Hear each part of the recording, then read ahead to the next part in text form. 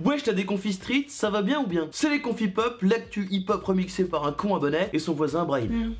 Ah ouais, il écoute le dernier projet d'Hamza qui vient de sortir. C'est pour ça qu'il danse comme Michael Jordan depuis 24 heures. C'est normal. Les confis pop, vas-y, c'est parti. Info numéro 1, breaking news. Tu vas parler de Jean-Marie Bigard, président? Bien de répondre que ça pourrait m'intéresser. Non, même si j'avoue que Bigard, président, je trouve ça aussi crédible que si le camembert, président, devenait vraiment président. Bref, je veux parler de Doja Cat. Alors, la meuf était numéro 1 du Billboard et là elle est dans la sauce depuis quelques jours sur Twitter. Elle s'est fait rattraper par la brigade de l'internet. Ils ont découvert qu'elle avait fait partie de forums de discussion d'extrême droite quand elle était plus jeune. Du coup, elle est allée sur Instagram, classique, et elle s'est excusée. Elle a dit que depuis qu'elle est petite, elle aime bien aller sur des forums de discussion pour faire des rencontres et sociabiliser. Pour l'instant, je te cache pas que ça marche pas de ouf, ça défend. Parce qu'aller sur des forums avec des mecs un peu d'extrême droite pour faire des rencontres, pour les gens c'est un peu saugrenu. C'est un peu comme aller sur Tinder pour apprendre la recette de la pâte feuilletée, ou bien par exemple des blinis.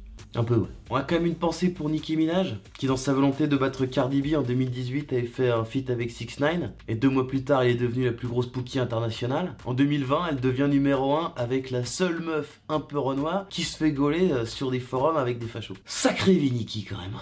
Pouf. Et je me demande là maintenant, qui est-ce qui peut avoir envie de bosser avec elle? Bien de répondre que ça pourrait m'intéresser. Ça va être fou 2022. Info numéro 2. On va parler de celui qui devrait devenir le chef de l'état parce qu'on serait tous beaucoup plus heureux. Le Jul. Il a dévoilé la tracklist de son album qui va sortir le 19 juin, La Machine. Alors je vais pas vous faire tous les titres, il y en a 30. Mais le premier, le clip sort demain, ça s'appelle Folie. En voix directe, je crois qu'on peut dire que Jul en a plus rien à foutre, lui, dans le monde d'après.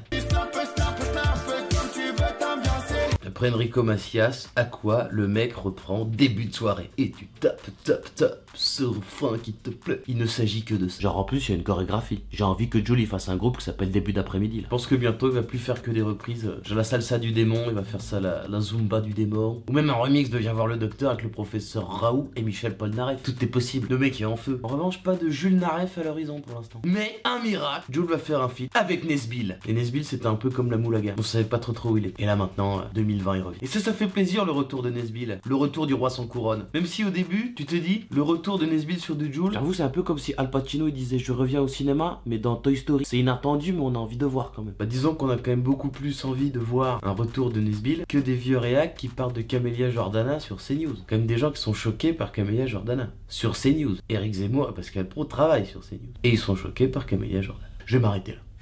Move Radio, Hip Hop Nation.